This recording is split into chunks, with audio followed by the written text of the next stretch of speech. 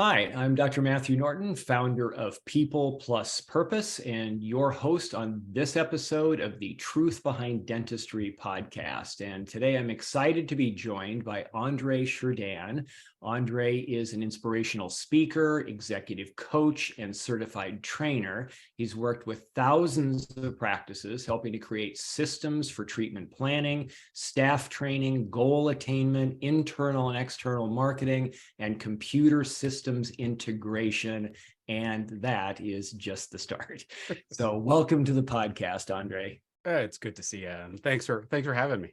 Absolutely. It's my pleasure. I've been looking forward to this. I feel like that's like the proverbial Renaissance man that's done all these things, right? So I'm excited, just like we were chatting before we started, just to extract some pearls of wisdom from your years of experience, and I'm hoping that the listeners are paying attention and will at least grab one key nugget that they can take away today. So maybe to get started, maybe you can amplify just briefly on this background of yours and kind of how you got into dentistry, and maybe a little bit about the passion that carries you forward at this point.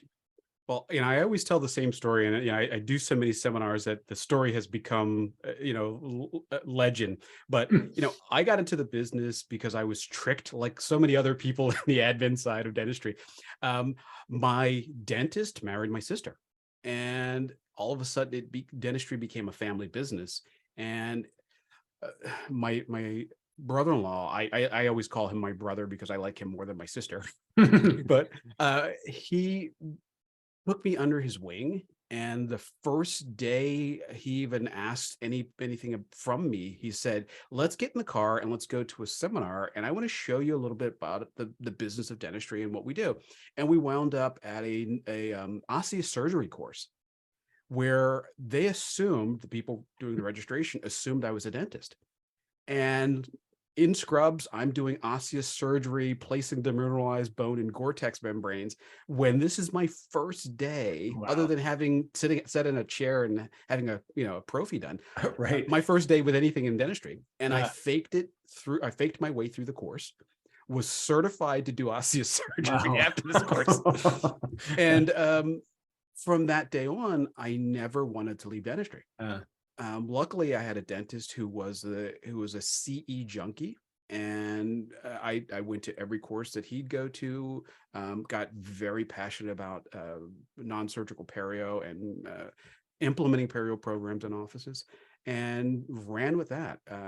Spending a lot of time in other offices, and I'm in an office probably 2 to 3 times a week for the last 30-something years. So been there, done that, seen a whole lot of practices, and I continue to be passionate about helping people get the most out of a practice. Sort of my tagline is, I look at dentistry like an orange, and I want to squeeze all the juice out of it. I want to be able to sell the rinds to a potpourri company and sell the seeds to Burpee. I want every bit of that orange, right. And that's been my goal with every practice I've worked with. That's great. That's awesome. I'm sure, I'm positive that when you meet any given practice, that there is still juice in there, and you probably meet some where they actually never ripened enough to have much juice, and you got to try to figure out what we're doing with that now. This is true. Yeah. So, well, I think that's so key critical to locate and find passion like that can, it's such a blessing, I think, to be able to work and derive such a sense of fulfillment from that. And so I'm glad that that's still going for you. And it makes me think about the value of early immersion, right? I mean, this was an early immersion experience where you went, yeah, this is for me. I'm thinking there could be a lot of dentists liberated from a future that doesn't excite them by virtue of having some immersion like that, to where they went, okay, let's see, next option, right? Instead of getting there and going, this is not what I thought it was going to be, right? Yeah. And one of the, I always tell people, the dentist I worked for, my brother-in-law, he went through a BS DDS program, graduated early, young guy coming into a practice, tried everything, from the multi-level marketing ideas Mm. to the consulting companies that, were, flash in the pan or were just about other issues. I saw him go through all these things, always grasping for that brass ring and Mm. spending lots of money to do it, Mm-hmm. and never really finding the thing that would make him a better businessman, although he was a phenomenal clinician. Right. And to see the drain on his finances, on his personal life, on those kind of things at the same time, and not being able to help, Right. because in dentistry, we're, I say we, but the principles in dentistry are never taught business. Right. And they come about business by these articles, or now with Facebook. Right. And it's just this brass ring after brass ring after brass ring that costs 50,000 and 10,000 and 40,000, and you're on a plane every day. And it's just crazy at this point. So Yeah, no, I agree with you. I think both the business deficiency, the lack of preparation there, and then also finding themselves to be leaders of people who are needing to be leaders of people. There's suddenly a bunch of people there that they need, but they're not equipped to do that, often not naturally suited style strength wise. And where's the training for that? Right. So, yeah. So it gives people like you and I work to do. So yes, that's one side of it. sure. So given all that you have done and are doing still, talk to me a little bit about kind of what you're seeing from a primary pain point perspective that kind of you've grabbed a hold of anyway. Well, the one key thing that I found in the years I've been doing this is, we go back into the 90s, late 80s, practices you could fumble through a practice and do pretty well financially. Margins back then, 40%, overhead of 40%, 50%. Now our overheads are 70%. And the scale is completely tipped, and the slightest mistake causes the greatest amount of damage. We have employees who roll over on a 4-3 2-year basis now. We don't have legacy employees anymore, and those things tip the practice quickly, and especially for the dentist who doesn't have time to look up from the loops anymore. And I'll use that as an example. When I started, dentists didn't wear loops. So turning towards a bracket table didn't break your focus the way it does now when you're wearing loops. That slight movement completely changes, and you have to reset. Those are the kind of things, when I look at dentistry from before and after, are the things that we have to be able to address quickly, but also have systems in place that are consistent systems. It can't just be, oh yeah, I saw this on Facebook, I'll give it a try. It has to be something that's tried and true and consistent. I try to model all the businesses I work with around two concepts, and it sounds crazy, but this is what I use. If I could get the processes of McDonald's and the customer service of Disney and match those two things together, that's when you sort of find this sweet spot. Process, policies, pull those things together along with a philosophy of care that overrides all of it. Then the margins at 30%, 40%, we can start to see those things actually feel like 50%, Right. because we're actually squeezing more juice out of it, Right. I like that. What would you say is a top driver or two, maybe mistake wise, but that is leading to this greater costliness? I just think I think the cost of any business now is crazy. In my own business and all businesses, I'm putting, $40,000 a year in airfare, where it was never that way. So I think that's something we're never going to fix. The cost of bread is never going to go down again. Right.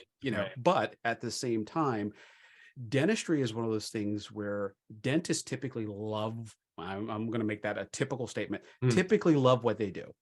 But there's also lots of nice, shiny objects out there. So we go out and buy the new this, the new that, where, that old Ritter J chair, that orange chair that almost everybody had, that thing worked. And it worked really well. But now, instead of having a $4,000 chair, we've got a $50,000 operatory with cabinets that cost as much as, you know, one of my cars. It's just the way we do dentistry now. But there are a lot of things where we can tailor back and get back to the bare minimums of what we were doing and do phenomenal dentistry and a stripped down operatory and be a little more profitable, but also love what we do a little bit more. And when I say love what we do, because the overhead's not crushing down on us. Right. Right. So, you know, a lot of it is that, it's just looking at what we're doing and find out, you know, is it the dentistry we love, or is it the toys, or is it, because if you like toys, go ahead and buy the toys. Right. Right. So I think that's a big part of it. Yeah. And now with artificial intelligence elements coming in, I mean, who knows how many new toys will be now equipped with other nuances that people can geek out on, right? So I guess the question is, are we embellishing? Not that there's anything wrong with embellishing in the areas that we're already comfortable or excited about, but maybe are there glaring gaps that could be detected in areas where we're not as comfortable, or maybe not so inclined to be enthusiastic about, but are costing us in our business and creating stress and that sort of thing, right? Yeah. Well, it's a balance. You know, I'm at one time I was a certified CAD CAM trainer, and we're talking about $100,000 machines, you know, and the dentists that I worked with who have those machines, who it's a vital part of their practice. It's fantastic, but there's also that office who wants to buy it just because it's a nice shiny thing and never fully utilize it. Right. Like one patient a week they're using this product for. Right. And that's where the problem is. You know, I think you really have to find that thing that you love. Again, my brother-in-law went to Pankey, he went to Dawson, he went to, you know, and he would just go to these things to, you know, because he wanted to sharpen his sword. Right. But the outcome was we were still in a PPO driven practice who were doing partials and dentures. He became a better denturist by going to Pankey. But right. You know, those are the kind of things that we have to look at to find out, is the spend worth the outcome? Right. You know, I'm a big fan of Formula One, and you know, I look at what these cars can do, but the slightest mistake, you're destroying $1 million car, you know? Right. You know? So yeah. those are the things you push to that edge, but the you know, the outcome is marginal when you're at that level. So right. Well, so maybe share a solution or two that you see, you know, a way to pivot and kind of maybe get a breakthrough through some of these stuck places that we're talking about there.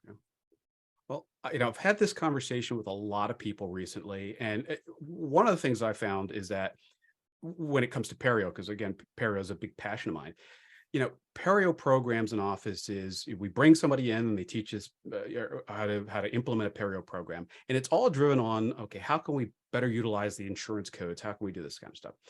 One of the things that I did in the practice I worked in was we lowered the cost of perio, which was radically crazy for everybody that we explained this to. But one of the things that we found is that in all of the offices I've been in, I can tell you when I say something like that, I can see hygienist eyes light up and they go, "You mean we're going to get this treatment done and we don't have to deal with the financial side of it?" And they go, "That's what I've always wanted." I know they might not say it out loud, but then there's this pushback where we can't lower our fees because our fee is X. We can't. And I go, "Why can't you? Why is it that you can't lower your fee?" Right. So, you know, we tend to think with our pockets, and I'm pointing down to my pant pockets instead of our pockets. And we miss the fact that we want to get our patients healthy so that we can do better restorative care. So why don't we find a way to make that happen? Same thing with fluoride. We now are using varnish. Why are we charging $40 on average for varnish when we could charge $19 for it and have 89% of our patients get it, as opposed to 12% of the patients, I'm talking adults, get varnish? And if again, this is my Walmart mentality with my Disney outcomes. If I could get everybody to get fluoride, in a typical GP practice, I can increase the average production by 10% on every hygiene patient.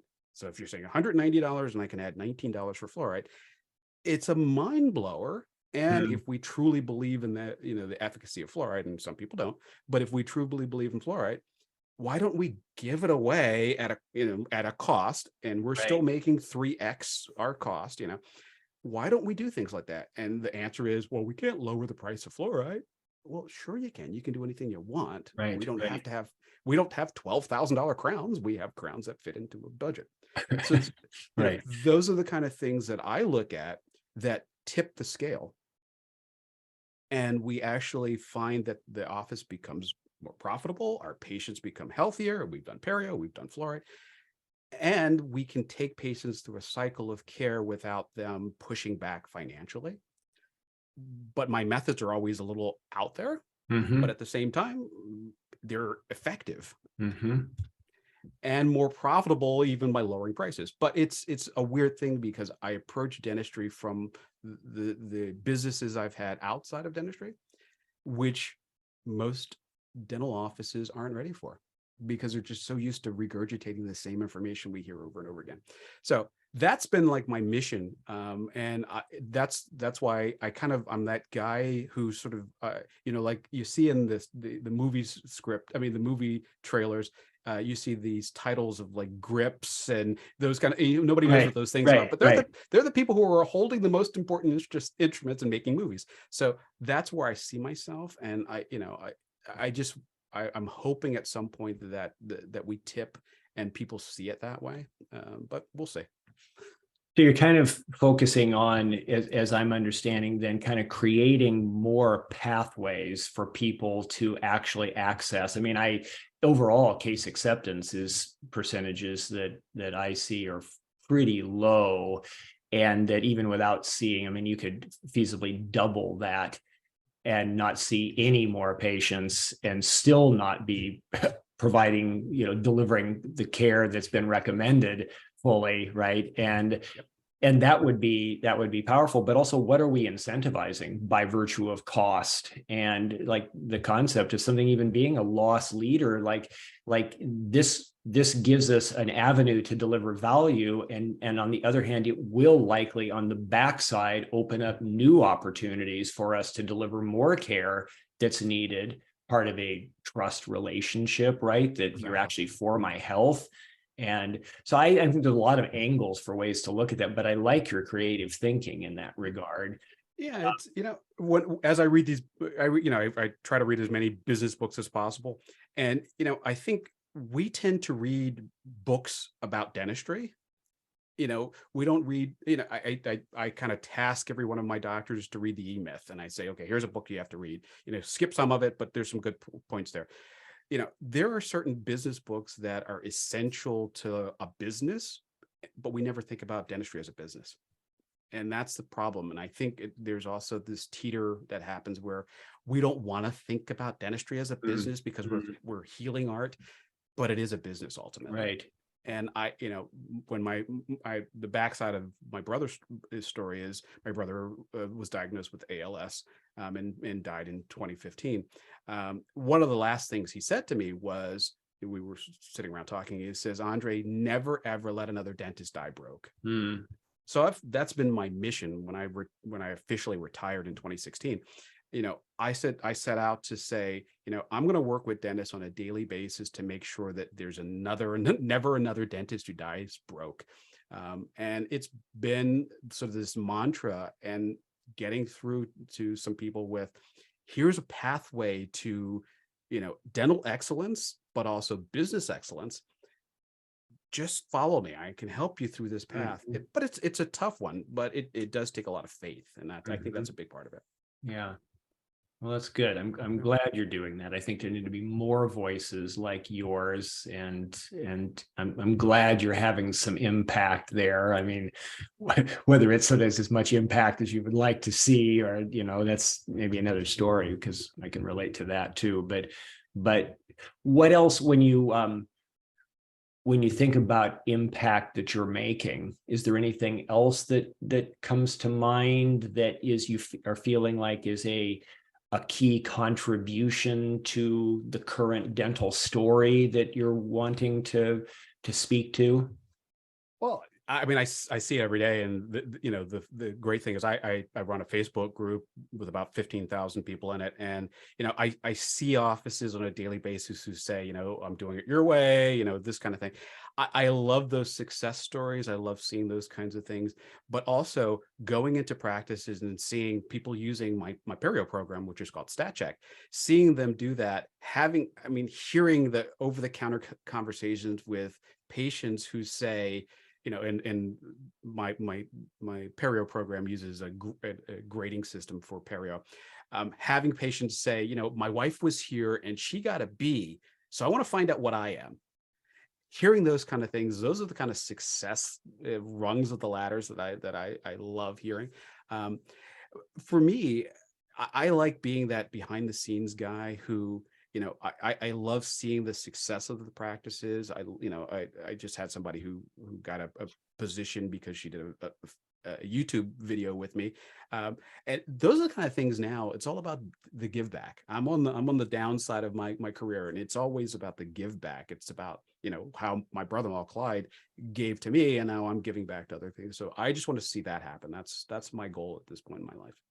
I like that. I like that stat check approach, and the thought of people competing almost to see, to draw out that natural competitiveness. That's a different way of thinking about wanting to find out what their condition is, right? It's like, oh, I want to win. I want to be.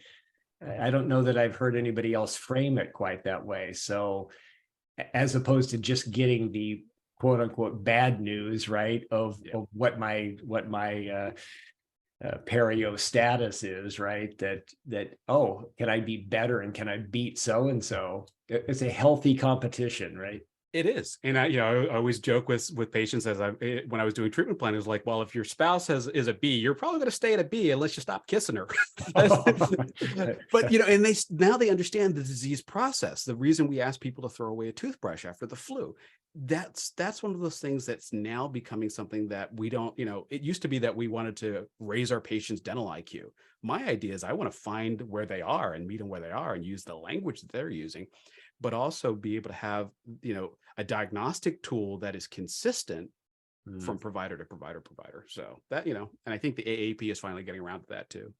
Nice. So as you look ahead and as we prepare to wrap up this conversation, the time always goes so quickly. As you look ahead over the next 5-10 years, what do you see shifting in dentistry? And maybe what would you, if you could have a dream for something to shift, what would that be? I think the shift is already happening. I think dentistry is finding a new path. I think the whole fight against the DSO world and all that kind of stuff, I think that's reached a climax. And I think that's it is what it is at this point. But I think I'm starting to see business leaders coming into dentistry. I'm seeing people who aren't looking for that new shiny thing, but finding their practice as that new shiny thing and making the practice something better and different. I'm really thrilled with a lot of the new entrepreneurs that I'm meeting. I think dentistry is at a great spot right now. Profitability is a tough thing, but dentistry as a business is at a good place. We just have to look at it like the independent, coffee shops right now and realize we are better than Starbucks. We just have to be as good as they are. We're better than them, but we have to be as good and we have to, solicit the customers like Starbucks customers. We're an independent coffee shop. We want to be professionals. We want to be good at what we do. And we're proud of the fact that we are as good as we are. And I think dentistry is right. Is there now. That's my crystal ball. And I think we're just going to continue on this line for a good, my generation, at least. Very, very nice. Very nice. Well, I'm enjoying our conversation. I like the uniqueness that you bring. I like the experience behind the voice of what your priorities are. And so I applaud you for the work that you're continuing to do, as to the degree I understand at this point. So For those that have appreciated what you've had to say and might be curious about Stat Check, might want to know a little bit more about some of the uniqueness of what you're offering, what's the best way for our listeners to get in touch with you? Easiest way is just hit my website, which is thecrewprocess.com. And as I tell everybody, you know, my website was really designed as just a portal so that you can get in touch with me. There's 5 different ways on that website to click and text me, call me, whatever. If I'm not with a client, I will answer my phone directly. I have people who do that for me, but I'm usually the first to pick up the phone. So always available. Great. Spell the website address again. It's thecrewprocess. The Crew. Okay. Yep. Okay. CREW. Okay. Awesome. Well, thank you so much for your time. I appreciate it. And I'm certain that I mentioned about getting at least one nugget. I'm certain that there was at least one nugget for everybody listening. So, and would love to continue a conversation with you moving forward. So sounds good. So thank you. My pleasure. So for everybody listening, this is Matthew Norton and with People Plus Purpose, and I've been with Andre Shirdan with Stat Check and many other things. And I hope you will reach out to him and continue that conversation. And I invite you to come back and join us again next time on the Truth Behind Dentistry podcast. Thank you.